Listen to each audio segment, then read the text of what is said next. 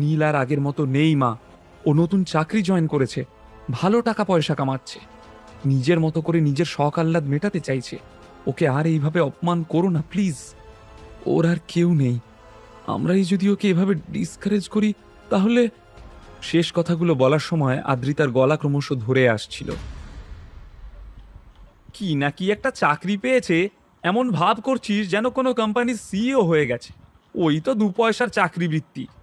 আদ্রিতাকে থামিয়ে দিয়ে চিত্রা খেঁকিয়ে বলল, চাকরি করে কে বড়লোক হয়েছে? চাকরের চাকরি থাকবে সারা জীবন। ওর রোজগারের ওই অল্প টাকায় আমাদের কোনো লাভ হবে না, চিড়েও ভিজবে না ওই টাকায়। চিত্রার কথা শেষ হতেই প্রফুল্ল গম্ভীর মেজাজে আবারও বলা শুরু করলো, আদ্রিতা, তুই যত তাড়াতাড়ি সম্ভব নীলকে ডিভোর্স দিয়ে দে, আর নীলের দিকটা আমি দেখে নিচ্ছি। সেরকম হলে একটা কম্পেনসেশনের ব্যবস্থা আমি করে দেব। নীলকে নিয়ে তোর ভাবার কোনো দরকার নেই।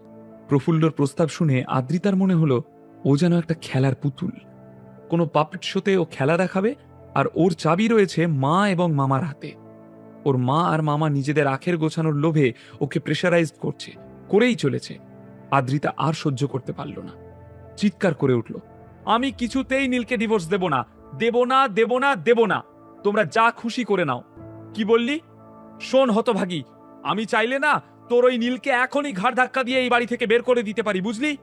চিৎকার করে আদ্রিতার দিকে তেড়ে গেল চিত্রা, কিন্তু এক চুলও না নড়ে আঙুল তুলে আদ্রিতা বলল, তুমি যদি নীলকে বাড়ি থেকে বের করে দাও তাহলে আমিও বেরিয়ে যাব ওর সঙ্গে, এই বলে দিলাম। কথাটা বলতে গিয়ে চোখ দিয়ে জলের বন্যা বয়ে গেল আদ্রিতার। মা মেয়ের এই তর্কাতর্কি অসহনীয় হয়ে উঠল প্রফুল্লর কাছে। টেবিলের উপর দড়াম করে হাত দিয়ে মারল সে। তারপর চোখ পাকিয়ে বলল, যথেষ্ট হয়েছে, আর একটাও কথা আমি কারোর মুখ থেকে শুনতে চাই না। আমি তোমাদের থেকে অনেক বড়, আর আমার ডিসিশনই ফাইনাল।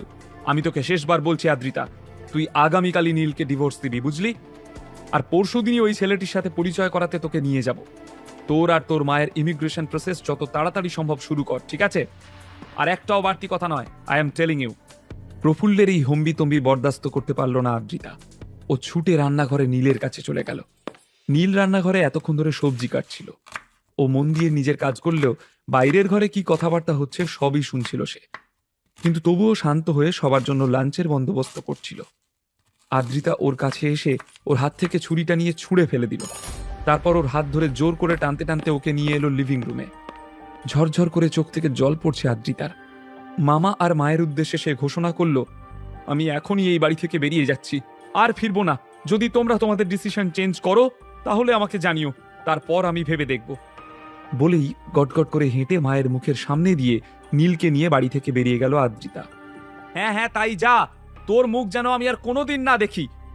চিত্রাও রেগে হাতের সামনের ফুলদানিটা মাটিতে এক আছাড়ে ছুঁড়ে ফেলে দিল। প্রফুল্ল ব্যস্ত হয়ে উঠল, কি হচ্ছে কি এসব? আদ্রিতা নীলকে নিয়ে ওর গাড়ির সামনে এলো। তারপরই নীলকে গাড়ি স্টার্ট দিতে ইশারা করলো। নীল সঙ্গে সঙ্গে পকেট থেকে চাবি বের করে গাড়িতে বসে স্টার্ট দিল। আদ্রিতাকে ইশারায় ঘাড় নেড়ে জিজ্ঞেস করলো, কোথায় যেতে চাও? আদ্রিতা কাঁদতে কাঁদতে চোখ নামিয়ে বলল, জানি না, যেদিকে দু চোখ যায়। খানিকক্ষণ এ রাস্তা সে রাস্তা ঘুরে বাইপাস ধরল নীল। লম্বা রাস্তায় যেতে যেতে ও বারবার আদ্রিতার দিকে তাকাচ্ছিল। আদ্রিতাকে মন ভরে দেখছিল সে। আদ্রিতাকে দেখে খুব কষ্ট হচ্ছিল নীলের। ডান হাতে স্টিয়ারিং ধরে নিজের বাঁ হাত আদ্রিতার হাতের উপর রেখে নীল ওকে শান্ত করার চেষ্টা করছিল। আদ্রিতা নীলের দিকে তাকিয়ে শুধু একবার ছলছল চোখে বলল, Neel, please don't give up. Neel এবার আদ্রিতার হাতটা শক্ত করে ধরে বলল, না Adrita, I will never give up on us. আর ভয় নেই, আমি তো আছি। আসলে নীল এই পুরো ঘটনাটায় যেমন অবাক হয়েছিল তেমন কৃতজ্ঞতা বোধেও ওর মন ভরে গেছিল। নীল আজ অবধি কখনো ভাবতে পারেনি যে আদ্রিতা শুধুমাত্র ওর জন্য নিজের মায়ের সাথে মামার সাথে এভাবে ঝামেলা করতে পারে। নীল নরম হয়ে আদ্রিতাকে আশ্বস্ত করে জিজ্ঞেস করল, এখন কোথায় যাবে বলো? জানি না। আদ্রিতার উত্তর শুনে এবার সত্যিই কনফিউজড হয়ে গেল নীল। সে জিজ্ঞেস করল, সত্যি তুমি বাড়ি ফিরতে চাও না?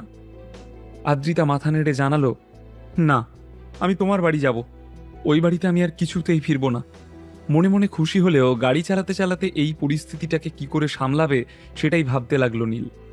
অমলতাস অ্যাপার্টমেন্টে থাকে নীল, যেটা ওর নিজের টাকায় কেনা। কিন্তু আদ্রিতাকে সে বলেছিল যে এই অ্যাপার্টমেন্টটা ওর বসের জন্য ও কিনেছে। আজকে যদি আদ্রিতা ওই ফ্ল্যাট থেকে নীলকে প্রশ্ন করে, নীল তার উত্তরে কি জবাব দেবে? অনেক ভেবেও সেটা ঠিক করতে পারল না নীল। একটা মিথ্যে কথা ঢাকার জন্য ওকে আরো অনেক মিথ্যার আশ্রয় নিতে হবে। তার চেয়ে বরং এইবার আদ্রিতাকে সত্যিটা বলে দেওয়া যেতে পারে। আপাতত নীল শেষবারের মতো জিজ্ঞেস করল, তুমি আমার সাথেই থাকবে তো? আদ্রিতা চোখের জল মুছে মুচকি হেসে বলল, কেন বলো তো, প্রবলেমটা কি? তুমি কি আমাকে তোমার দাসী করে রাখতে চাও নাকি?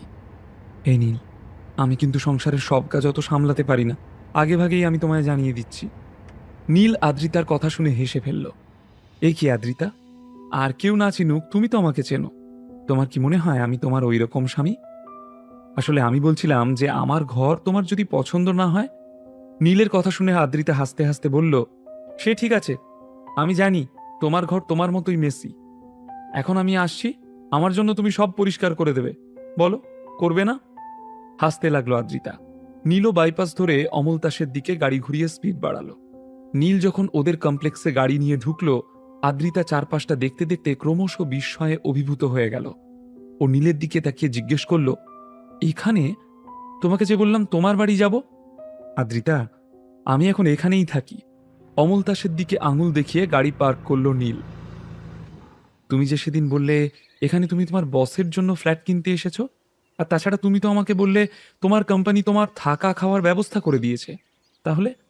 নীল ঠিকই করে নিয়েছিল আর কোনো মিথ্যের আশ্রয় ও নেবে না, অন্তত আদ্রিতার কাছে তো নয়।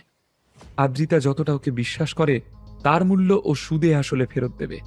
নীল শান্ত হয়ে চোখ নামিয়ে বলল, আমি যদি বলি এই ফ্ল্যাটটা আমি তোমার জন্য কিনেছি, তুমি বিশ্বাস করবে না? আদ্রিতা অবাক হয়ে জিজ্ঞেস করল, কি? আদ্রিতা কি বিশ্বাস করবে নীলের কথা, নাকি ওকে ভুল বুঝে এখান থেকে চলে যাবে সে? তাহলে কি নীল এবার ওর সিইও পরিচয় তুলে ধরবে আদ্রিতার কাছে? চিত্রা আর প্রফুল্ল কি এবার জোর করে আদ্রিতাকে অন্য কোনো ছেলের সাথে বিয়ে দেবে? তারপরে কি পাঠিয়ে দেবে কানাডায়, নাকি জিতে যাবে নীল আদ্রিতার ভালোবাসা? বিনামূল্যে গল্প শুনতে নিচের ইনস্টল বাটনে ক্লিক করুন এবং পকেট এফএম ডাউনলোড করুন। লিঙ্কটি রয়েছে ডেসক্রিপশনে।